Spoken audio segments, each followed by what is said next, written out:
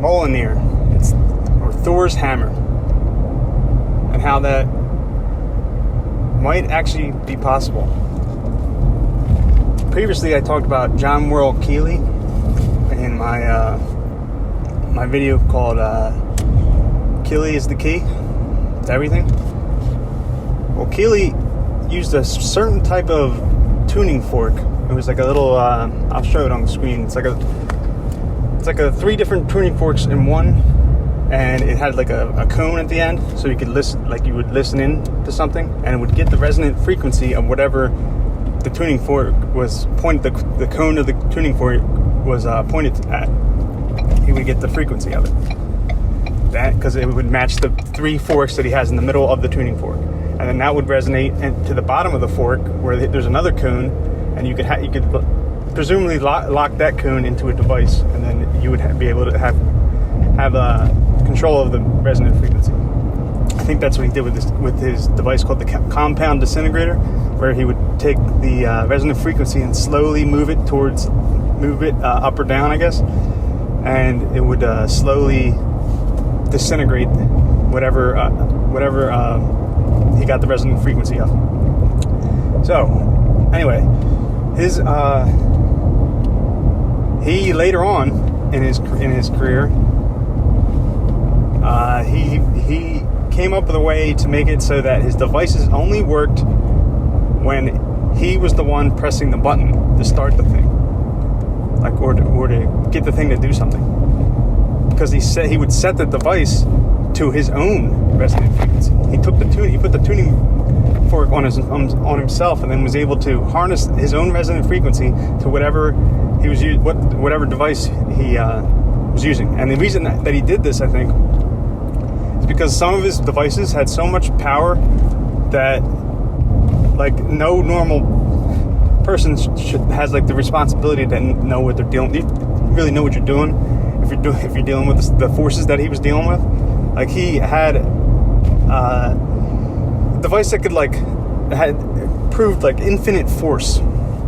Imagine like someone with evil intent having that kind of power. It would be ridiculous, or it could cause mass destruction, and because someone was careless. So he made it so only he could do it. I bet it's not even just him. I think it's just at his resonant frequency or higher are the only people that would be allowed to use his devices. So, and if you think about vibration and what everyone's going through now, and like how everyone's vibration is rising, everyone has the higher frequency you are, the more high vibes you are, the more good, like positive vibes you are. And if you apply that to Mjolnir, which is Thor's hammer, the same thing kind of applies. Thor was the only one that could use it. Well, he's not really the only one that can use it, because some other people have picked it up. But he was able to use it because of his vibration his resonant frequency was so high that he was on such a high. He had such high vibes. He was such spiritually high because he was a god. He's a god that only he can really pick it up.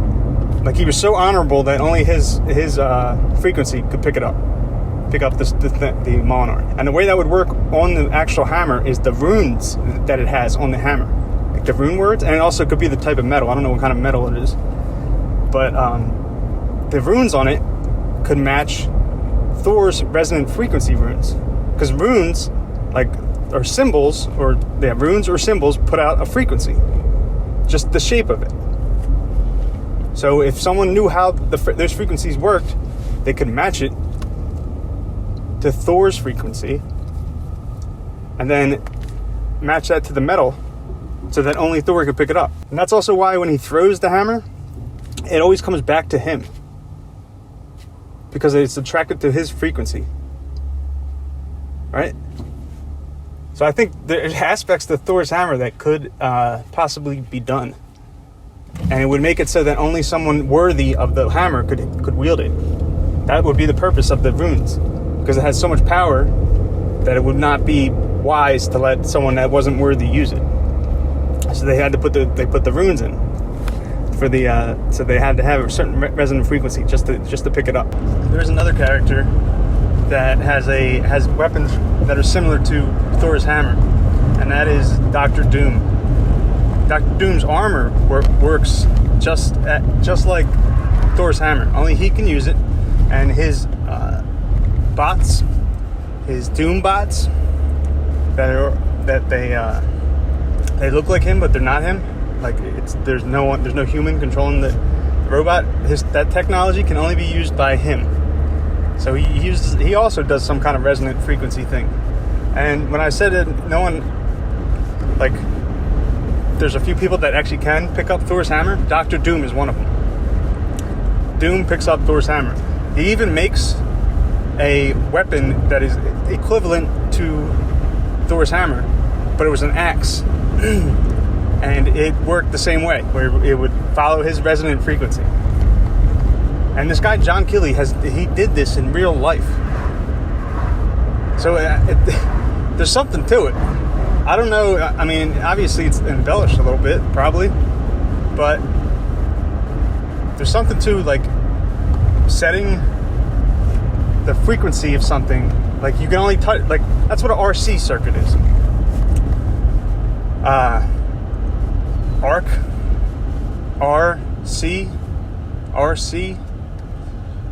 RC circuit. So really, the entire all computers are made off of RC circuits, which is like a lower high pass filter of voltage. Only a certain voltage range can go through the high pass filter or low pass filter. And they use this for radio as well. That's how you get the certain stations. When there's a little static in between the stations, that's when the voltage is like in between, like the frequency of the radio waves are not close enough to what the signal is.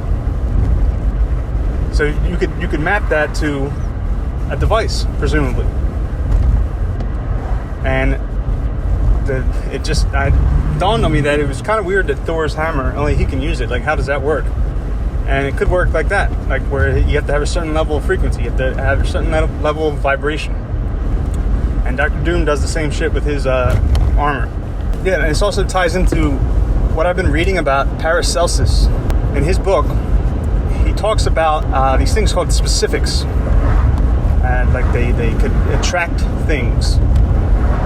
And so it was kind of like they work kind of like a magnet, but on things that aren't ferrous metals.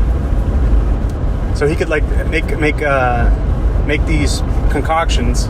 He called them specifics that attracted to something specifically, and it would like he goes on and says that there's evidence of someone that using a specific to lift the cow off the ground. And that one guy did a specific that went wrong and it collapsed his lungs because the power of the force was so strong it was forcing the air in his lungs collapse when he was near the specific that he was making. Some of the other ones were, I forget exactly, but I'll show the page on the screen, and he goes into like how it's made, and it sounds like it's made with different types of gum.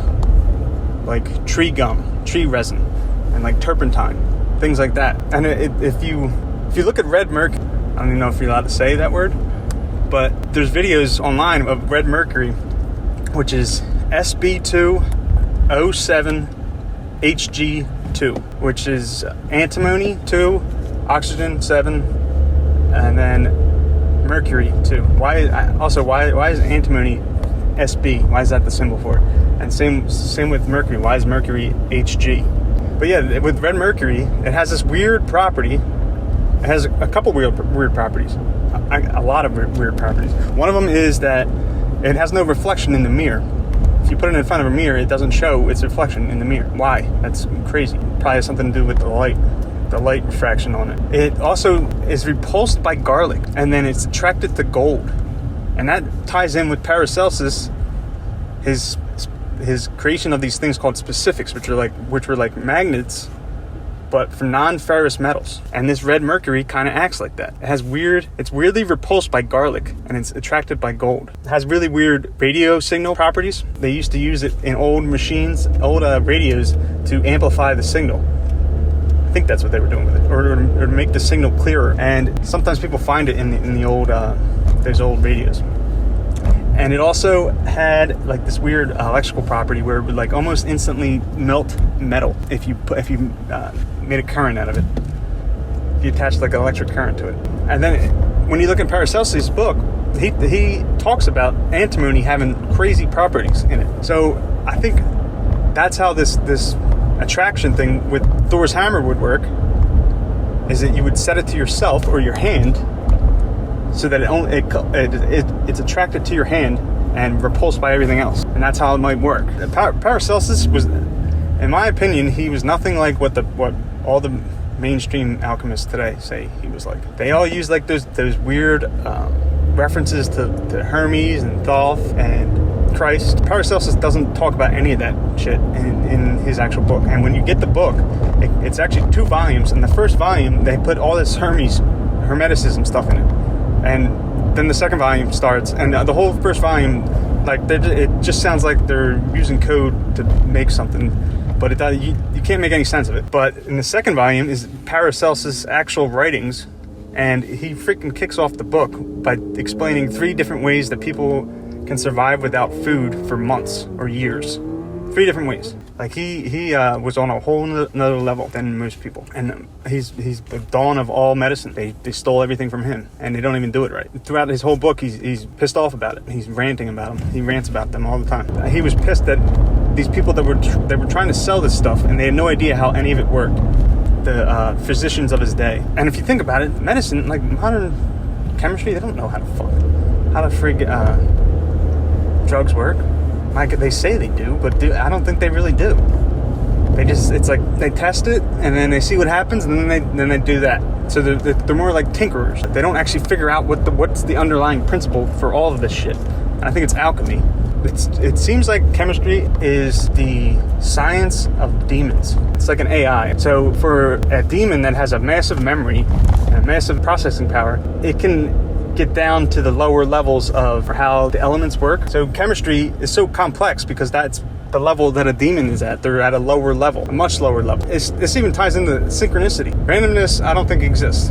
It's really the creator. Best explanation of what I mean by random being the creator is the difference between having a tennis ball thrown at you and you simply catching it, and having a tennis ball thrown at you and you calculating the speed, trajectory, wind direction, wind magnitude, temperature, acceleration, the amount of electrical voltage required to trigger the synapses within your brain that travel down your spine into your shoulder to contract muscles to move your arm, the amount of electrical voltage required to trigger the synapses within your brain that control each individual finger of the body hand, the degree to which muscles must stretch and contract quickly to move the shoulder, arm, hand, and fingers in order to reach the calculated guess of where the ball will be by the time it enters your physical spatial area. And I could list these attributes like for paragraphs. There's so many things that go into it. There's so many things that go into the near instantaneous calculation done by the human body to just simply catch a tennis ball. It would not be helpful in any possible way to know all of these specific calculations as a human. It would be like trying to control your computer mouse with the location, your computer mouse's location, by inputting binary code instead of just moving the mouse. Perhaps what we call random is really just a higher level of catching a tennis ball. In my opinion, alchemy is simply catching the tennis ball. Chemistry is like trying to calculate all of the minute details about the tennis ball's trajectory and the body. Chemistry seems to be meant for like lower level demons, where each demon tracks a certain aspect of the specifics concerning the tennis ball projectile. It's similar to how a computer interacts with the physical hardware of the CPU chips. The code at a very low level, like assembly machine or binary code, is extremely complex because of the sheer amount of information. A human is capable of learning how this low level code works, but it's not our natural state to know this stuff. The natural state of a human in computer terms would be like the operating system. We control things from a higher level of abstraction. Perhaps this is why people say demons or evil cannot create, because on a low level, the sheer amount of information being transferred is overwhelming, that it would be impossible to conceive of something like a computer game, like the computer game Tetris, when all they know, all the lower level demons or whatever know is flip electrical switch when this machine code is given to the CPU, or push this memory location's values when this machine code is given to the CPU. A game like Tetris would seem like a synchronicity from the lower level demon perspective. A low level demon observing the machine code of the game Tetris would think, why are all of these code sequences happening in a way that it seems like brick shapes are falling and fitting into perfectly symmetrical locations? This can't just be a coincidence. It's almost like someone's controlling the bricks. Then that low-level demon is labeled as a conspiracy theorist and shunned for thinking the bricks were following a pattern. Chemistry is the low-level machine code of the elements. Alchemy is the high-level human code of the elements. Chemistry is the machine language of the computer chip. Alchemy is like the high-level programming language, like C, the C programming language, as in like not just C, the letter SEEC, the C programming language. In computers, higher level programming languages automate repetitive actions of lower level languages. The elimination of repetitive actions on a low level is done in order to reach a high level action. It applies to all aspects. This applies to all aspects of real life. Did Michael Jordan learn how to play basketball by analyzing the contractions of his muscles and electrical voltage of his synapses required to shoot a rubber ball into a 10-foot tall suspended basket? No, but at the same time, did he learn basketball by trying to dunk from the foul line? No, of course not. But he started somewhere, right? He had to learn the lower level actions of the game called basketball, like dribbling with both hands, dribbling as well with his left hand as he can with his right hand, running while dribbling, putting the rubber ball in the 10-foot basket.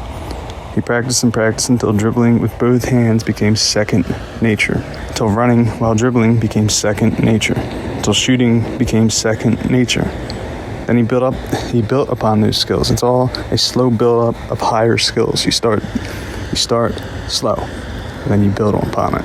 And that's what I mean by random being the creator.